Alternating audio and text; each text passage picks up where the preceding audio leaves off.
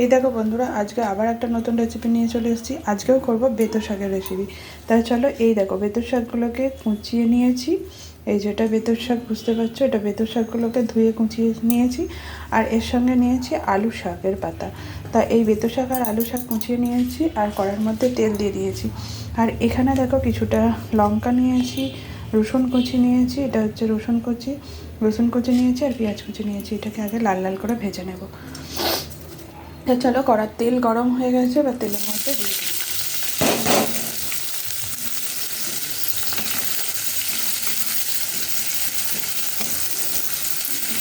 সবটাই একবারে লাল লাল করে ভেজে নেব। তোমরা কে কে খাও এই বেতের শাক, একটু কমেন্টে জানিও। আমাদের তো খুব ভালো লাগে। আমার গ্রামের বাপের বাড়ি। আগে তো বাবার জমি থেকে তুলে খাওয়া হতো। এখন আমি যেতেই পারি না, একটু বাবা মার সাথে দেখা করতে যাবো, তাই সময় পাই না। তার জন্য এখন বাজার থেকে কিনেই খাই। তা বাজার থেকেই আমাদের এখানে বাজারে সব রকম পাওয়া যায়, এটা একটা সুবিধে।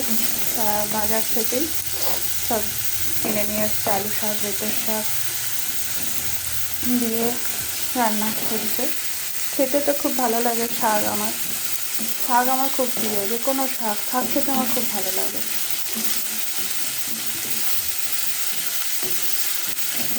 তাই তো চলো লাল লাল করে ভেজে নিই, তারপরে আসছি।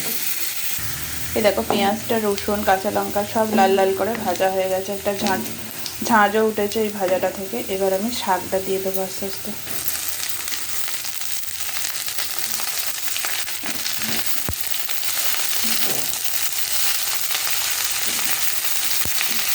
তো শাকটাকে দিয়ে দিয়েছি। এবার এর মধ্যে আমি দিয়ে দেবো পরিমাণ মতো হলুদ আর পরিমাণ মতো নুন। তাই চলো, পরিমাণ মতো নুনও দিয়ে দিলাম, হলুদও দিয়ে দিলাম। এবার নাড়াচাড়া করে চাপা দিয়ে দিই, তারপরে আসছি।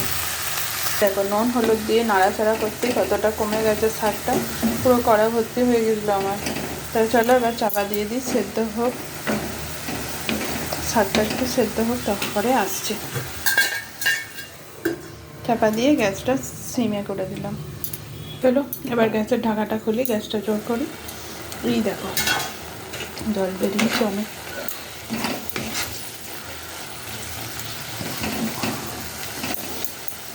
ওদিকে শাক মনে হচ্ছে সেদ্ধও হয়ে গেছে।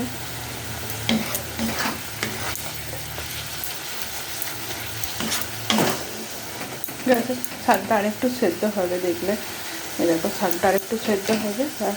হোক, গ্যাসটা আবার সিমে করে দিই চাপা দিয়ে। জলটাও শুকিয়ে যাবে ততক্ষণে। এই দেখো, শাকের ঢাকাটা খুলে দিয়েছি।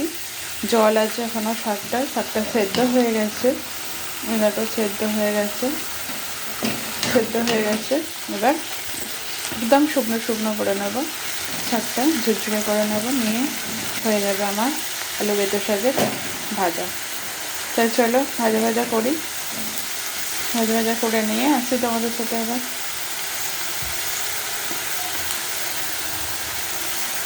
আমার মতো কে তো শাক খেতে ভালোবাসে, একটু কমেন্টে জানিও।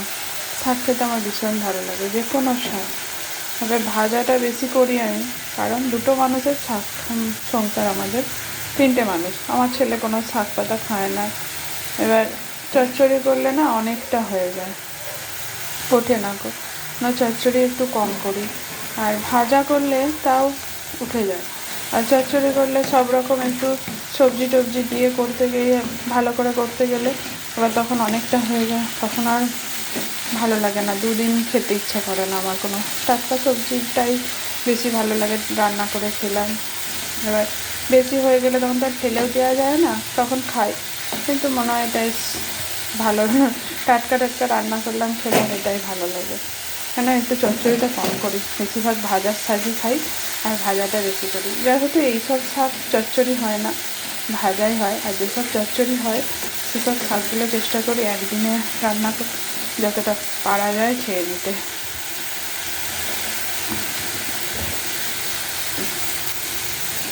তাই চলো, আগে যখন শ্বশুর শাশুড়ি ছিল তাই ঠিক আছে, রান্না করলাম, সবাই মিলে খেলাম, শেষ হয়ে যেত একদিনে।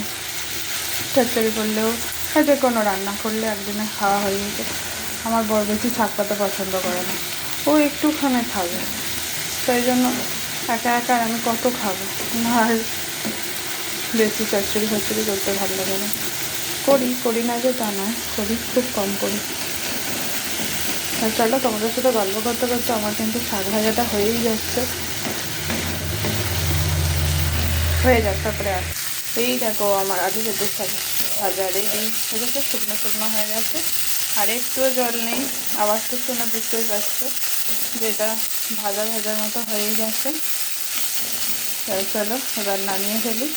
তোমাদের কার কেমন লাগলো এই রেসিপিটা আমাকে কমেন্ট বক্সে জানিও। সবাই ভালো থেকো, সুস্থ থেকো।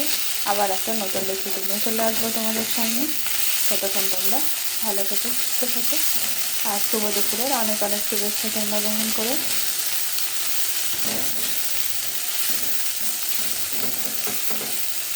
এখানেই রাখলাম এখন, আবার তোমাদের সাথে পরে দেখা হচ্ছে।